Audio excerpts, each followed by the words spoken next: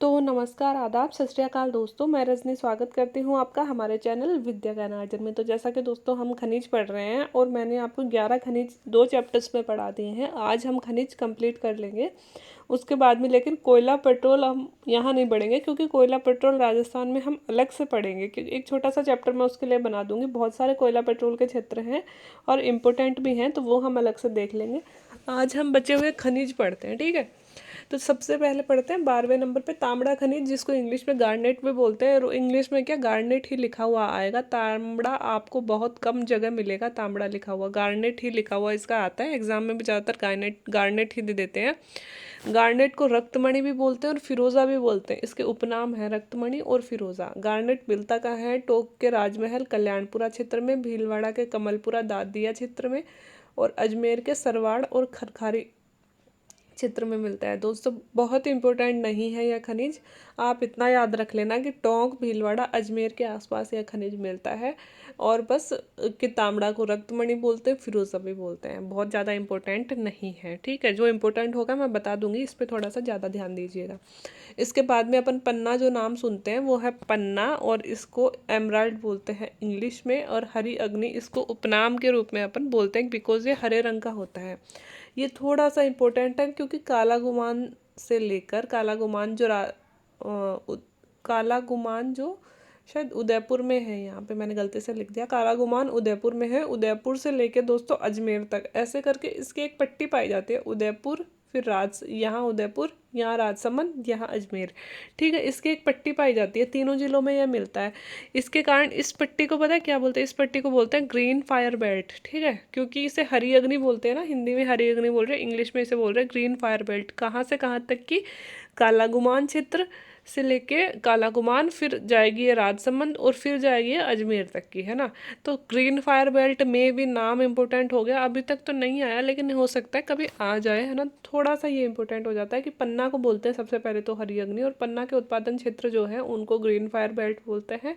और कौन कौन से उत्पादन क्षेत्र हैं? उदयपुर, यहाँ पे उदयपुर कर लेना दोस्तों, गलती से उत्पादक क्षेत्र लिख दिया। उदयपुर का तो है काला गुमान क्षेत्र, राजसमंद का गांवगुड़ा क्षेत्र, और अजमेर का राजगढ़ बुबानी क्षेत्र। ये ज़रूरी नहीं है याद करना, याद इतना रखिएगा कि उदयपुर में, फिर राजसमंद में, और फिर अजमेर में, 3 जिलों में ऐसे करके ये पट्टी पाई जाती है, जिसे ग्रीन फायर बेल्ट हम कहते हैं। इसके बाद है दोस्तों फेल्सपार क्षेत्र। फेल्सपार खनिज। फेल्सपार खनिज में दोस्तों राजस्थान का एकाधिकार है ना। एकाधिकार इसलिए कि पूरे भारत में तो ये कहीं भी नहीं पाया जाता, बिल्कुल भी नहीं पाया जाता। थोड़ा बहुत जो भी मिलता है वो राजस्थान में मिलता है। राजस्थान में भी बहुत ज़्यादा नहीं मिलता, पर भारत के मुकाबले राजस्थान में ये अच्छा मिलता है।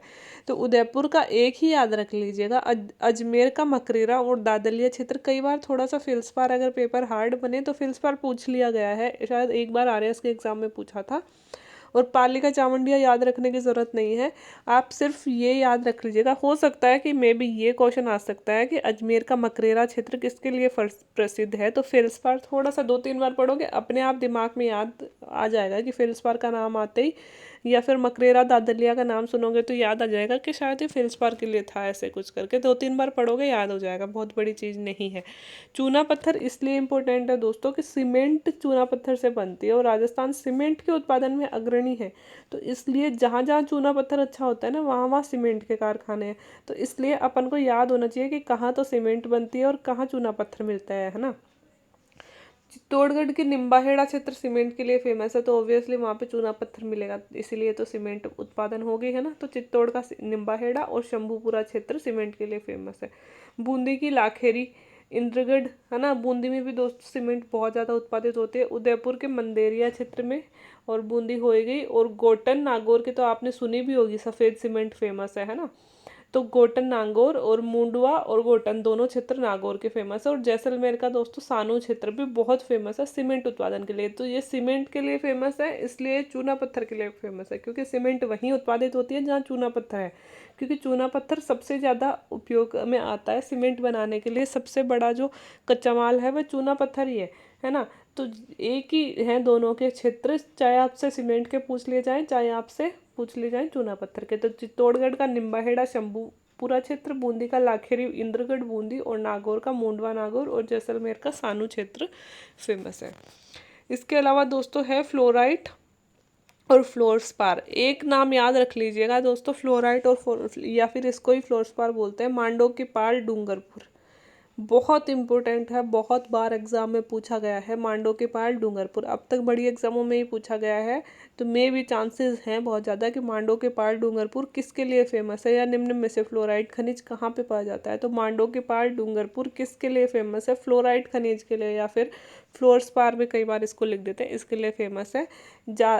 इसके अलावा जालोर का है जो करारा भीनवाल क्षेत्र, बहुत इंपॉर्टेंट नहीं है, तो याद रखने की ज़रूरत भी नहीं है। कैल्साइट कहाँ पाया जाता है, सीकर के मंडावा में, अजमेर के मुंडोली में, हमारे सीकर में पाया जाता है। मैं याद रख लूँगी, बहुत इंपॉर्टेंट नहीं है, आपको बहुत ज़्यादा याद रखने की ज़रूरत नहीं है, थोड़ा बहुत दिमाग में रख लीजिएगा, ठीक है। अब बालू का पत्थर क्षेत्र कहाँ मिलते हैं दोस्तों, ये तो था चूना पत्थर, और कल परसों अपन ने पढ़ा घिया पत्थर, ये देखिए यहाँ पे होगा, हाँ ये देखिए घिया पत्थर, ठीक है। संगमरमर भी एक पत्थर ही है। फिर अपन ने पढ़ा चूना पत्थर, और आज अपन पढ़ रहे हैं बालू का पत्थर। मैंने कहा था ना राजस्थान में बहुत तरह के पत्थर पाए जाते हैं, उनमें से एक है बालू का पत्थर, बहुत इंपॉर्टेंट नहीं है, बस पढ़ लो जानकारी के लिए। जोधपुर का बालेसर क्षेत्र, बूंदी का धानेश्वर राजपुरा क्षेत्र, भरतपुर का बंसी पहाड़पुर क्षेत्र याद रख लीजिएगा दोस्तों, ये इंपॉर्टेंट है बालू का पत्थर के लिए, कि बंसी पहाड़पुर जो लोग भरतपुर से बिलोंग करते हैं उनको पता भी होगा, उनके बंसी पहाड़पुर में बालू पत्थर बहुत निकलता है, ठीक है। और बंद बैठा क्षेत्र, कोटा के सुक्कैत और मंडाना क्षेत्र, धौलपुर के भीलवाड़ा चित्तौड़गढ़ क्षेत्र, ठीक है। बहुत ज़्यादा इंपॉर्टेंट नहीं है, बस बंसी पहाड़पुर का कभी नाम आए तो याद रखना, बालू का पत्थर के लिए फेमस है। ग्रेनाइट पाया जाता है दोस्तों जालोर के रानीवाड़ा और सीकर के अजीतगढ़ और बागौर क्षेत्र में, बहुत इंपॉर्टेंट नहीं है, नहीं याद रखना है। पाइराइट्स बहुत इंपॉर्टेंट है दोस्तों, सलादीपुरा सीकर में पाइराइट्स पाया जाता है। इंपॉर्टेंट इसलिए है कि एक तो शायद बहुत ज़्यादा कंफर्म तो नहीं हूँ मैं, लेकिन पाइराइट्स का भी एकाधिकार है राजस्थान का, एक मिनट चेक ही कर लेते हैं पाइराइट्स में एकाधिकार है या नहीं है।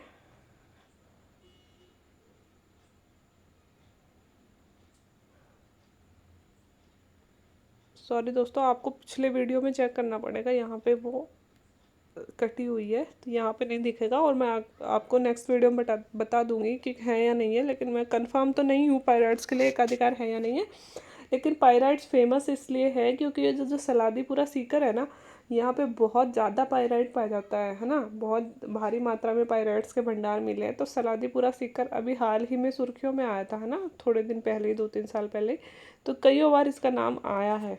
तो ये आप याद रख लीजिएगा कि सलादीपुरा सीकर किसके लिए फेमस है, वो पायराइट्स के लिए फेमस है। जैसे कि मांडो की पाल डूंगरपुर किसके लिए फेमस था, फ्लोराइड के लिए फेमस था ना, वैसे सलादीपुरा सीकर फेमस है पायराइट्स के लिए, ठीक है। सोना यहाँ पे अपने राजस्थान में बहुत कम मिलता है, इतना ज़्यादा नहीं मिलता है, लेकिन जितना भी मिलता है, सॉरी सोना नहीं, लोहा अपने यहाँ पे कम मिलता है, सोना तो फिर भी ठीक ठाक मात्रा में मिलता है। लोहा कम मिलता है, लोहा के वो 3 ही पर्टिकुलर क्षेत्र हैं वहाँ पे बहुत ज़्यादा लोहा अपने यहाँ पे नहीं मिलता, लोहे की कमी है। सोना तो फिर भी थोड़ा सा मिल जाता है। तो सोना के लिए दोस्तों एक ही क्षेत्र फेमस है, आनंद बांसवाड़ा फेमस है सबसे ज़्यादा, तो बांसवाड़ा में ही मिले हैं अपने, अब तक के जितने भी स्वर्ण भंडार मिले हैं ना, वो ज़्यादातर बांसवाड़ा में ही मिले हैं। आनंदपुरा भूकिया क्षेत्र बहुत फेमस है बांसवाड़ा का सोना के लिए, और इसके अलावा जगपुरा क्षेत्र भी कोई है, वहाँ भी सोना निकलता है।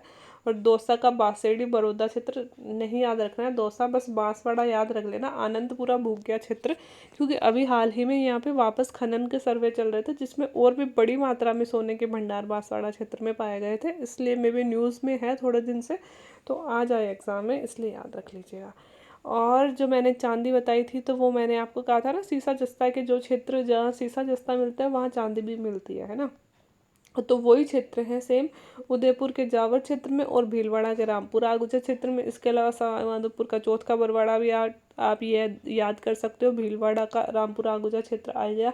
तो जो भी जहाँ सीसा जस्ता मिल रहा है सेम वहाँ भी अपने चांदी भी मिल रही है, चांदी पे भी अपना एकाधिकार है राजस्थान का, सीसा जस्ता पे भी राजस्थान का एकाधिकार है। तो दोस्तों लगभग 22 खनिज हमने पढ़ लिए, इससे बाहर ना तो आपके कोई खनिज आना है, ना ही किसी खनिज में से इससे बाहर क्वेश्चन आना है। और इतनी भी गारंटी देती हूँ कि खनिजों में से क्वेश्चन आएगा तो जितने स्थान मैंने बताया ना, उनसे बाहर भी नहीं आएगा, क्योंकि सारे इंपॉर्टेंट स्थान मैंने ले लिए हैं खनिजों से रिलेटेड। अभी आपको हार्ड लग रहा होगा, लेकिन जब पेपर देखोगे तब आपको समझ में आएगा कि अपन ने कितने अच्छे तरीके से स्टडी करी है, कि जो अपन ने पढ़ा है उससे बाहर पेपर जा नहीं रहा है ना। तो स्टडी अपन को जब तक अपने पास अच्छा खासा टाइम है तो स्टडी अपन को वाइड तरीके से ही करनी है, ताकि जितना हम पढ़ रहे हैं बस उसमें से अपन कुछ भी गलत नहीं करें, चाहे कुछ छोड़ के चले जाएं एक यूनिट अपन, लेकिन जितना हम पढ़ रहे हैं ना उसमें तो कॉन्फिडेंस होना चाहिए अपन को कि हाँ इसमें से तो अपन सही कर देंगे, ठीक है। तो ये मेरी गारंटी है कि मैं जितना पढ़ा रही हूँ उसमें से आपका गलत नहीं होना है, अगर आप प्रॉपर तरीके से साथ में पढ़ते रहे और रिवीजन करते रहे तो इनसे बाहर नहीं जाएगा। बहुत ज़्यादा सोर्सों में उलझने की ज़रूरत भी नहीं है आपको। इसके अलावा आप एक गाइड ले लीजिए, थोड़े थोड़े उसमें देखते रहिए, और इसके अलावा सबसे ज़्यादा मैं बोलूँगी आपको कि आप लोग टेस्ट पेपर सॉल्व करते रहिएगा बहुत ज़्यादा। सिलेक्शन का एकमात्र सॉल्यूशन वही है कि एक तो रिवाइज करते रहिए सिलेबस को, और एक आप साथ में टेस्ट पेपर देते रहिए।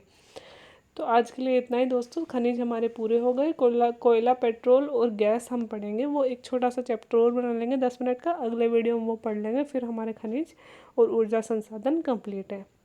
आज के लिए इतना ही। वीडियो देखने के लिए थैंक यू वेरी मच। अगर अच्छा लगा हो तो नीचे लाइक कर दें, जिन्होंने चैनल को सब्सक्राइब नहीं किया वो सब्सक्राइब कर लें, और जिन भी दोस्तों को ज़रूरत है जो कोरोना लॉकडाउन की वजह से घर बैठे हैं बिकॉज कोचिंग्स नहीं चल रही या फिर कहीं से पेड कोर्स खरीद रहे हैं, तो उन दोस्तों तक पहुँचाओ जिनकी ज़रूरत है, बिकॉज मेरा चैनल बिल्कुल फ्री है और बिल्कुल ऑथेंटिक जानकारी आपको यहाँ पर मिलेगी, और कभी भी कोई भी कोर्स मेरा पेड नहीं आएगा, क्योंकि मेरा एक ही लक्ष्य है कि जिन भी बच्चों को ज़रूरत है जो पढ़ना चाहते हैं उनको मतलब अच्छा सोर्स पढ़ने का मिल सके। बहुत सारे चैनल्स के मतलब आपके पास अवेलेबल हैं ऑप्शंस, तो उनमें से एक मेरा भी है, अगर अच्छा लगे तो पढ़ लेना विदाउट एनी पे। Thank you very much.